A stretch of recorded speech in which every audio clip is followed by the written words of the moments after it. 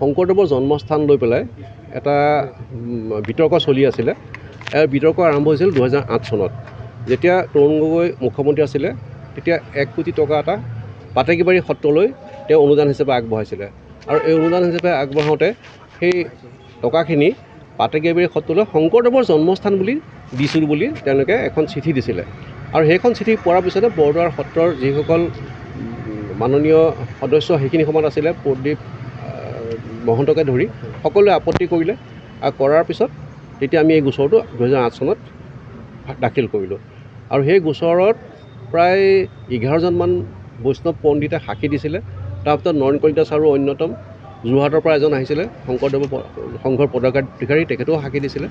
কিন্তু ইমানখিনি সাক্ষী পাতি দিয়াৰ পিছত আৰু আমাৰ যুক্তি তৰ্ক শুনাৰ পিছত আদালতে ৰায় দিলে যে শংকৰদেৱৰ জন্মস্থানৰ গোচৰটো মেইনটেইনেবল নহয়, নচলে।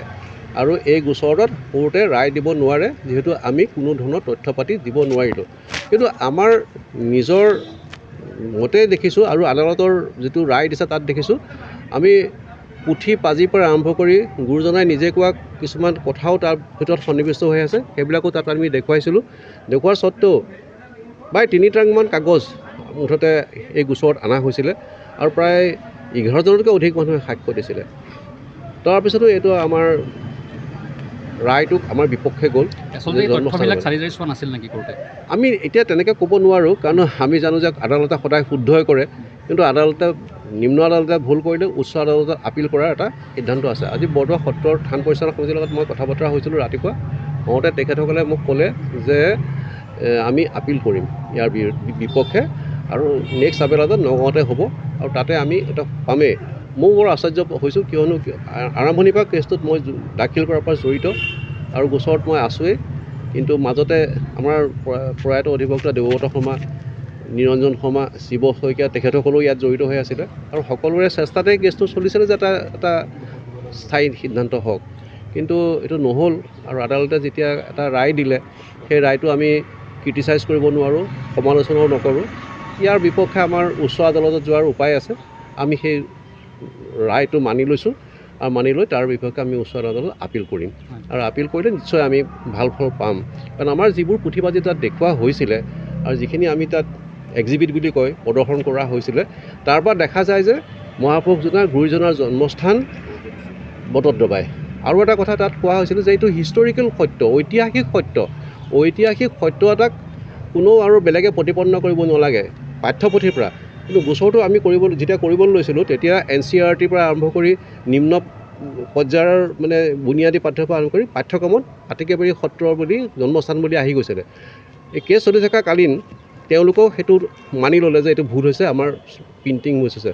গতিকে ইমানখিনি হোৱাৰ পিছত গোচৰটোত যেতিয়া সকলোৱে বটদ্ৰৱা বুলিয়ে মানি লয়, পক্ষবিলাকে যিবিলাকে ওপৰত আমি গোচৰ কৰিছিলোঁ মানি ল'লে, তেনে অৱস্থাত এই ধৰণৰ এটা সিদ্ধান্ত নাকচ কৰি বটদ্ৰৱা নহয় বুলি বা মটদ্ৰৱা বুলি মানি ল'ব নোৱাৰোঁ বুলি কোৰ্টে যিটো সিদ্ধান্ত দিলে, সেই সিদ্ধান্তটো কিমান দূৰ আইনসন্মত হৈছে সেইটো সন্দেহটো আছেই। আৰু সেইটো উচ্চ আদালততহে আমি ক'ব পাৰিম। বৰ্তমান পৰ্যায়ত আমি আদালতৰ যি সিদ্ধান্ত মানি ল'ম আৰু আদালতে যি সিদ্ধান্ত দিছে তাকে আমি গ্ৰহণ কৰিবও লাগিব আৰু কৰিছোঁ। গতিকে যদি কিবা ভুল হৈছে, আমাৰ কৰিবলগীয়া ৰাস্তা আছে, আমি ওপৰলৈ যাম, ওপৰৰ কোৰ্টত কৰিম। আৰু এইটো এটা ঐতিহাসিক সিদ্ধান্ত আৰু ঐতিহাসিক এটা বিষয়।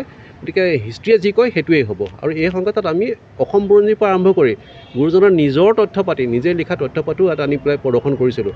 তাৰপিছতো গোচৰটো যেতিয়া কোৰ্টে নামানিলে, আমি চাম উচ্চ আদালতত আপিল কৰি পেলাই ইয়াক কিবা এটা নিষ্পত্তি কৰিবলৈ যাতে। এই গোচৰটো আচলতে কোনে তৰিছিলে? গোচৰটো কৰিছিলে তেতিয়া যিজন সাধাৰণ সম্পাদক আছিলে, ডক্টৰ প্ৰদীপ মহন্ত, থান পৰিচালনা সমিতিৰ হৈ পেলাই। আৰু তেওঁৰ লগে লগে ব্ৰজন কাকতিও আছিলে আৰু প্ৰায় 35জনমান মানুহ জড়িত হৈ আছিলে। এই গোটেইখিনিৰ ওপৰত কৈছিলোঁ। আৰু পাতেকীবাৰী সত্ৰৰ ফালৰ পৰা পাতেকীবাৰী সত্ৰৰ সত্ৰাধিকাৰ আৰু পাতেকীবাৰী সত্ৰৰ দুজনমান লোকে এই গোচৰটোত প্ৰতিদ্বন্দ্বিতা কৰিছিলে।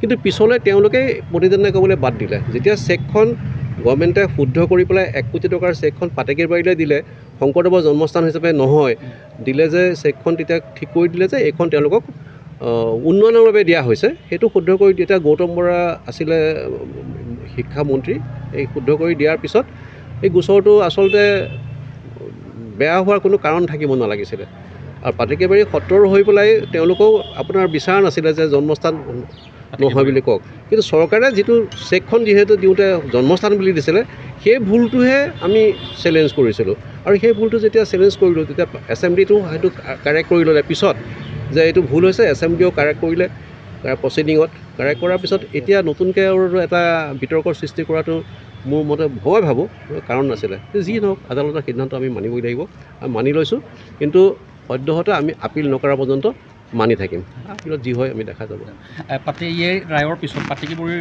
সত্ৰৰ ফালৰ পৰা কিবা প্ৰতিক্ৰিয়া প্ৰকাশ পাতিকেবাৰী সত্ৰৰ ফালৰ পৰা তেওঁলোকৰ উকিলক মই কৈছিলোঁ তেওঁ মানে কৈছে যে হাঁহি এটা মাৰি কৈছে যে যি নহওক আৰু আপিলটো হ'বই তাত দেখা যাব তেওঁলোকো বৰ এটা মানে হেপ্পী নহয় কিন্তু যেনেকৈ নহওক আৰু আমাৰ বিপক্ষে দিছে যেতিয়া আমি যিকোনো হ'লে কোনো সময়তে চাব লাগিব আৰু এটা কথা নহয় তেখেতসকলৰ যিসকল মানুহ আছিলে শশীকান্ত বৰাকে আদি কৰি ললিত চন্দ্ৰ বৰা আদি কৰি যিসকল আছে সেইসকল মৃত তেওঁলোকৰ নামো কাটা নগ'ল মানে কাটিবৰ ব্যৱস্থা নকৰিলে প্ৰায়বিলাক পাতিকেবাৰী সত্ৰৰ হেৰি মানে নাই এতিয়া বৰ্তমান নাই আৰু তেওঁলোকৰ যিজন মানে চাকি বন্তি জ্বলোৱা মানুহ আছিলে মুস্তাফা বুলি তেওঁ সাক্ষী দি গৈছিলে তেওঁ মানে এতিয়া মুস্তাফা বোলা মানুহজনে চাকি বন্তি দিয়ে দেই তেওঁ সাক্ষী দি গৈছিলে তেওঁ ইয়াত পক্ষ হৈ আছে তেওঁৰ সাক্ষী বন্তি দ্বাৰাও এটা ওলাইছে যে কোনোদিন ইয়ালৈ বৰদোৱাৰ মানুহে আহি পেলাই দাবী কৰা নাই বা পাতিকেবাৰী মানুহে দাবী কৰা নাই তেওঁ কিন্তু চাকি বন্তি তেওঁৱেই দিয়ে মহাপুৰুষ ইছলামধৰ্মী মানুহ তেওঁৱেই দিয়ে এই মুস্তাফা তেওঁৰ নাম তেওঁ সাক্ষী দিছিলে এই গোচৰত আমাৰ হৈ পেলাই ধন্যবাদ ঠিক আছে যিকোনো খবৰৰ বাবে যোগাযোগ কৰক 7099017330 লগতে 7099017110 নম্বৰত